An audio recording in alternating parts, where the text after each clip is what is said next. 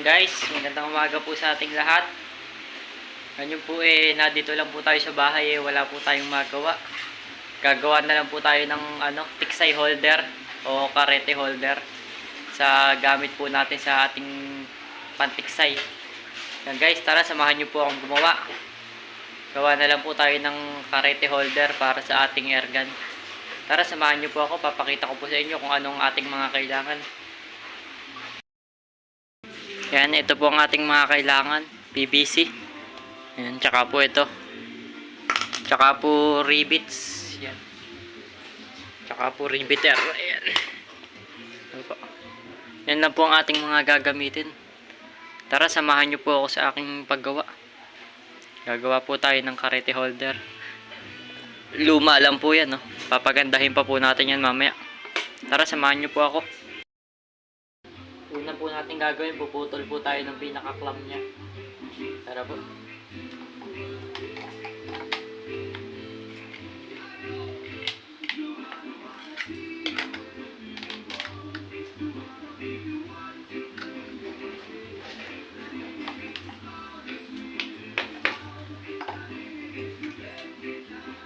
Sukat lang po tayo ng dos po, dos. Sukat lang po tayo ng dos. Eri po ang ating magiging clamp. 2 inches po. Putulin po natin yan.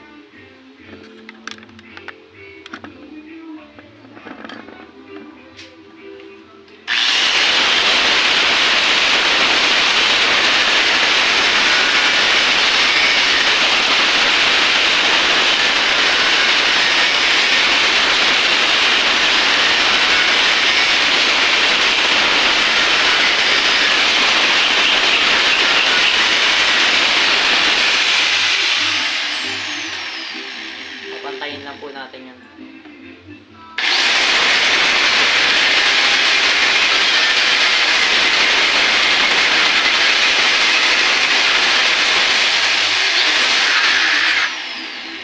Pantay na po. Linisin lang po natin mga nasa loob. Pantay na po siya.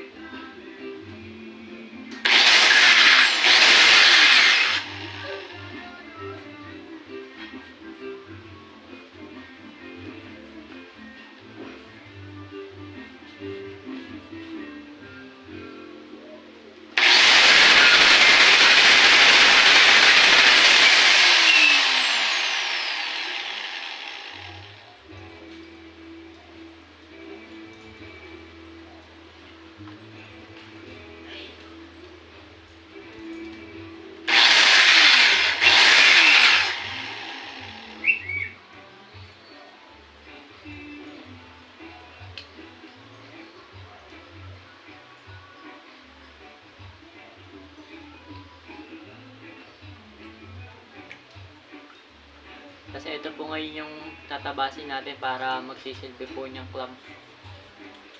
Uy, na po natin. Tatabasin po natin yun.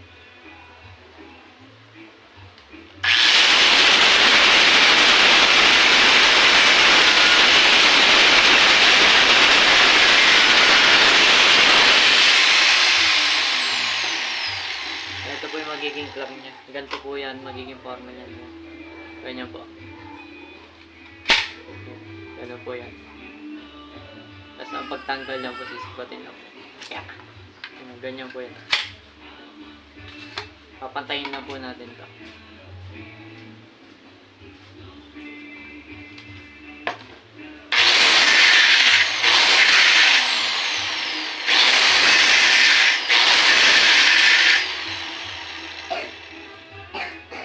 Papantayin lang po natin yan.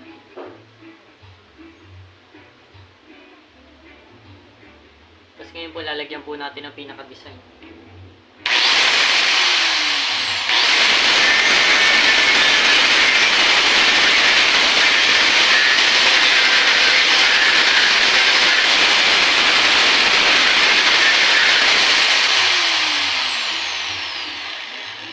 Medyo ano lang po siya, maalikabok. Dapat po naka-face mask po tayo.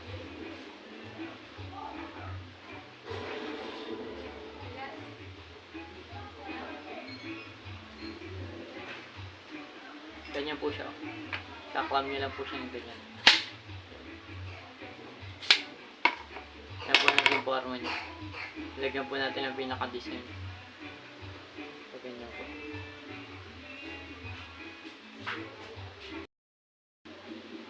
Tapos ngayon po ito, puputol po tayo nito yan. 2 inches po. Putol po tayo ng 2 inches para ito po yung pagpapatungan niya na ganun. Magiging ganyan po.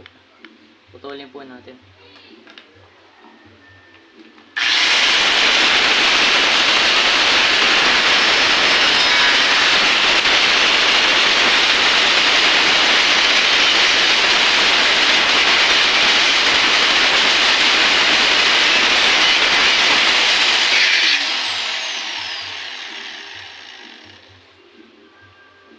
Ganyan po.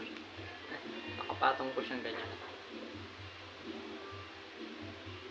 Tapos ngayon po puputol po tayo ng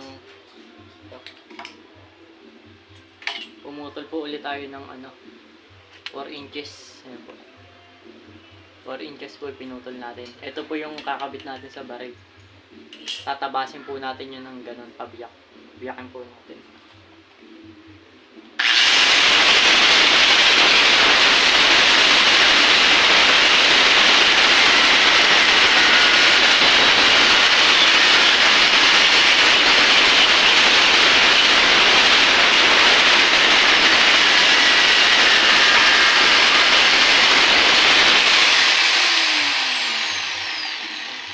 Biyakin po natin ganyan. Ito po yung magsisilbing clamp sa baril. Pantayin na po natin.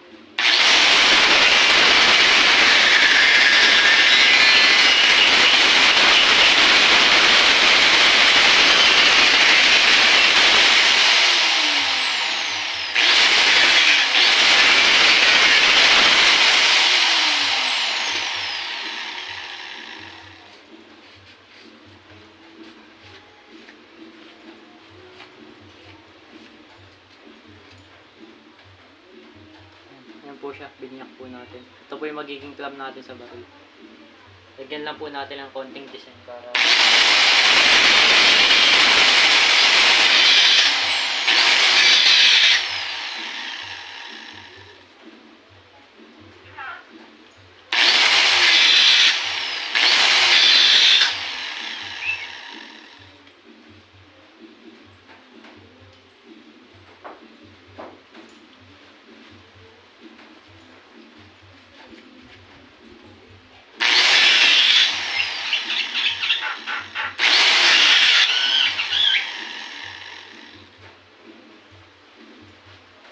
Dari po ngayon yan, tatlo.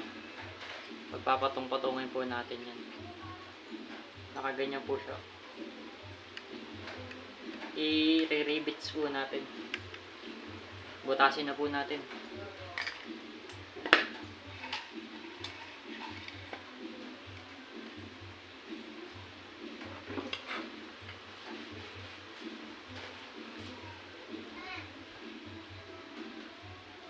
Shoutout po pala kay Chong Rick. Binigyan tayo ng ganito. Isang set po yan. Pang drill po natin. Bigay po ito ni Chong Rick Sampan. Shoutout po kay Chong Rick Sampan.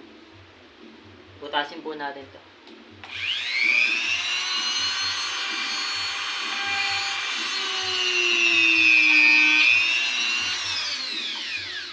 Tapos ngayon po magre-rivets po tayo.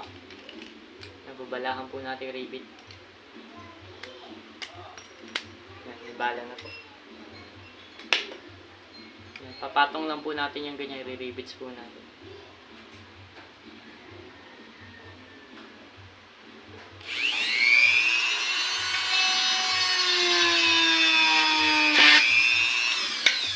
Yan, nabutas na po natin na pareho. I-rivets po natin yan. Rivets lang po natin sa butas.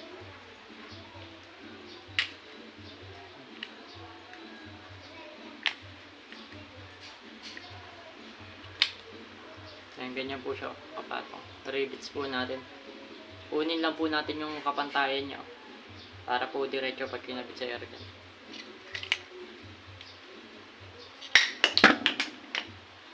Nakakabit na po siya. Dapat po diretso po pagkakabit niya. Silipin ko lang po.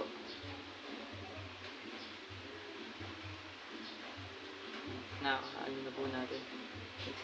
Butasan pa po natin ang isa para i-rivets pa po natin.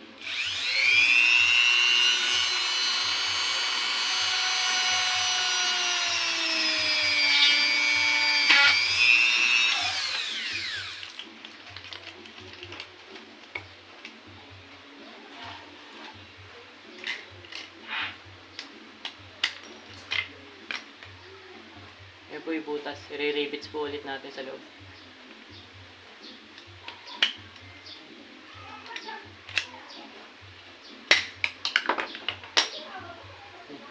Dalawa na po.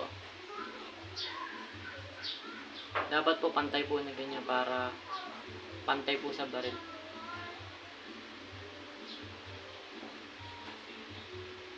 Gawin na po natin 3 para mas matibay.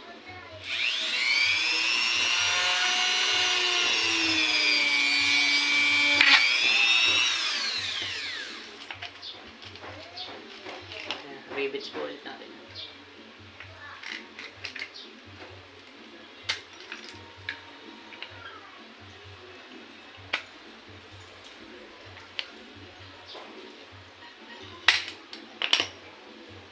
Bali 3 rivets po yan.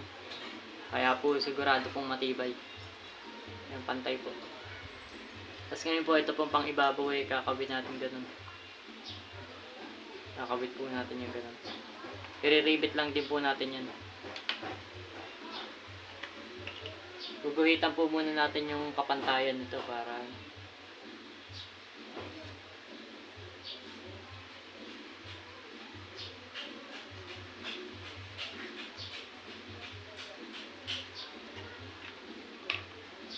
guhitan na po natin. Ayun po yung gitna. I-ano rin po natin yun. I-rivets din po natin.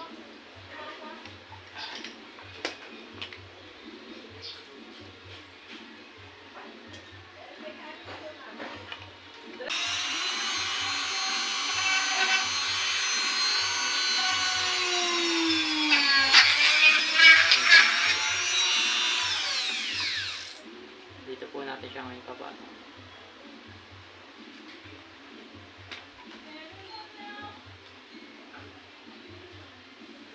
Rivet po na. Dapat po pantay.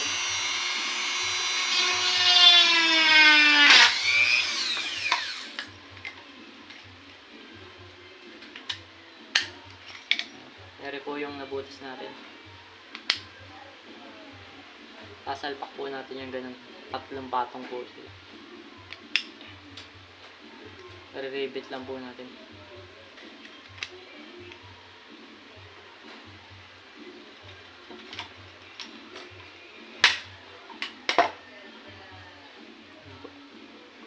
Dapat po diretso po yung pagkakakabit niya. Ibabalance po natin yan para pantay. Para po pag kinabit sa airgun pantay na pantay po.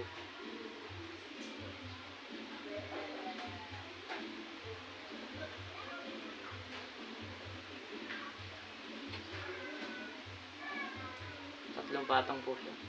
Ganyan po forma niya. Yari po yung pinakaharap niya pag kinabit sa airgun. Ganyan po siya. Gawin po natin 3 yung rivets para mas matibay.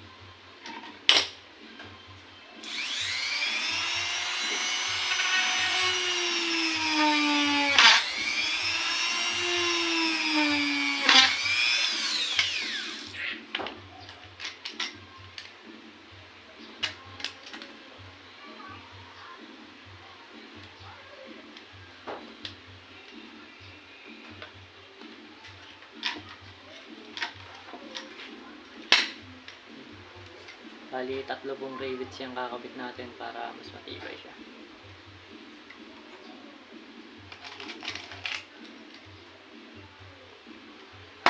Tapos tsaka po natin pipinturahan mamaya para mas maganda tingnan.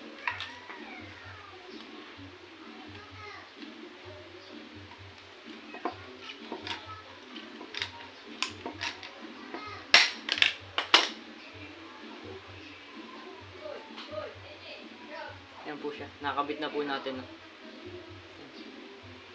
Pantay po siya.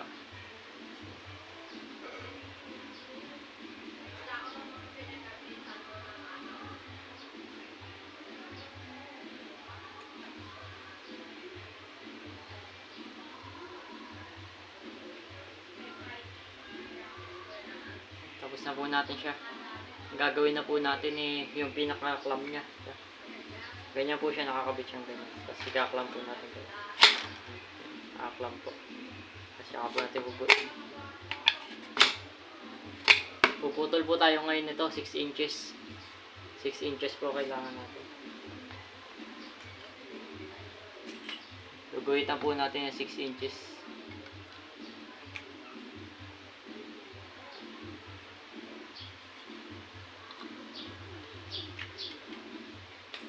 Yan po, 6 inches, putulin po natin.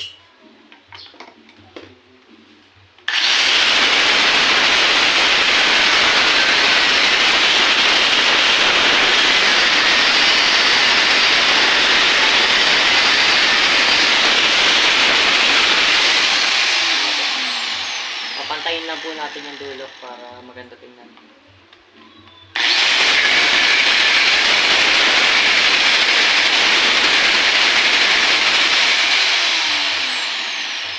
Pantayin na po.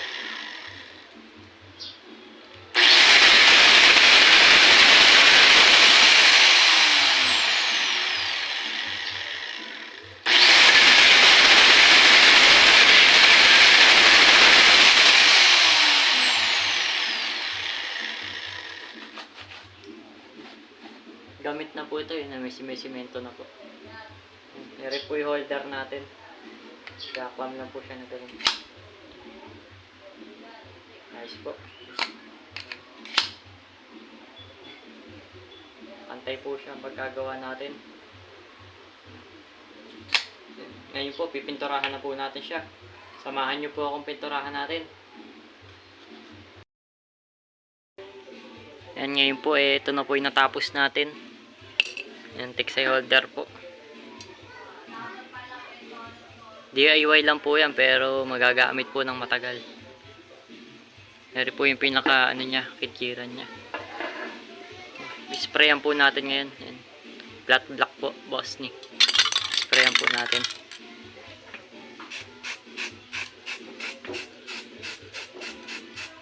Para po mas gumanda.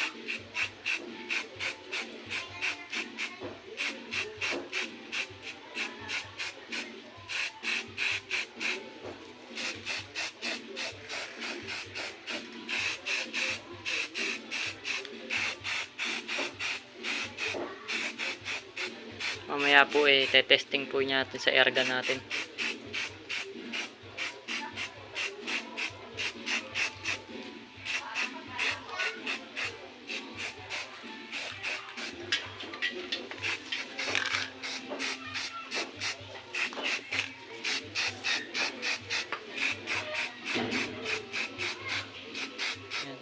Pasensya na po kayo sa video ko at medyo malikot. Wala po kasi tayong camera holder.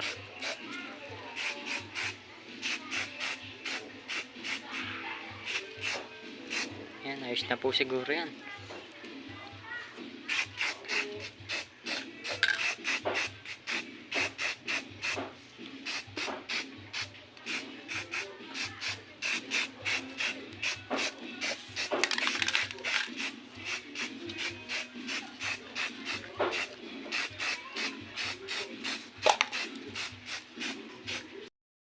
Guys, ito po ang ating mga nagawa.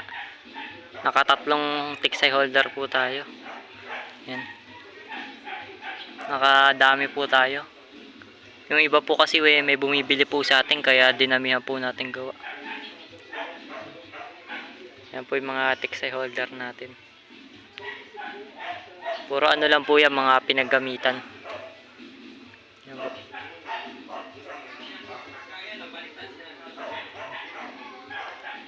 Sana po nagustuhan nyo po ang video na to. Ite-testing po natin yan sa erga natin.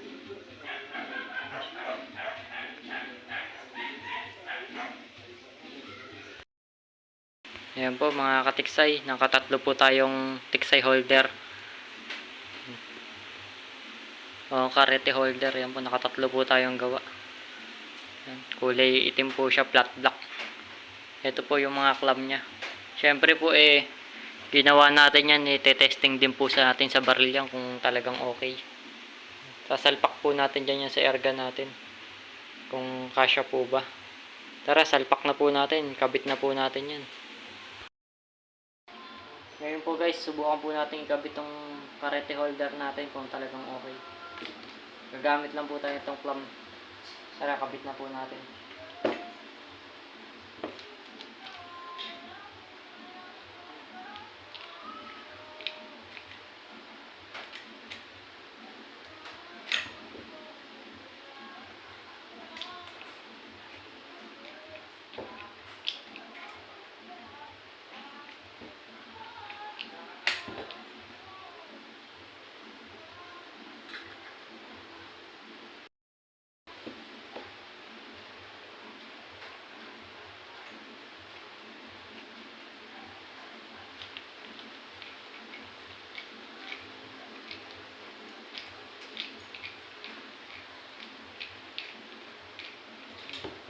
Nakakabit na po natin yung clamp. Ngayon po kakabit na po natin itong holder natin.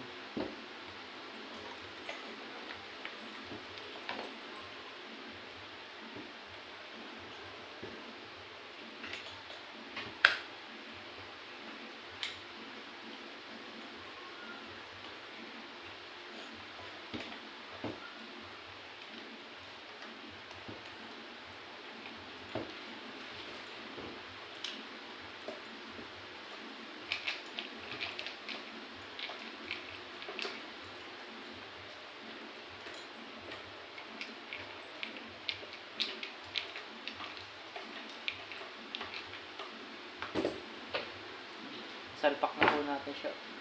Yan po yung holder natin. Pantay na pantay po siya. Eri po, kaya hindi po siya makakalas kasi po nakaklamp siya.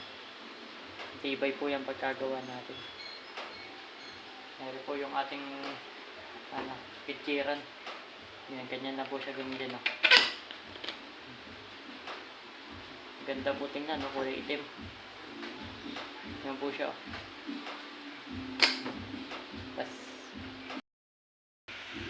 Ayan guys, tapos na po tayo sa paggawa.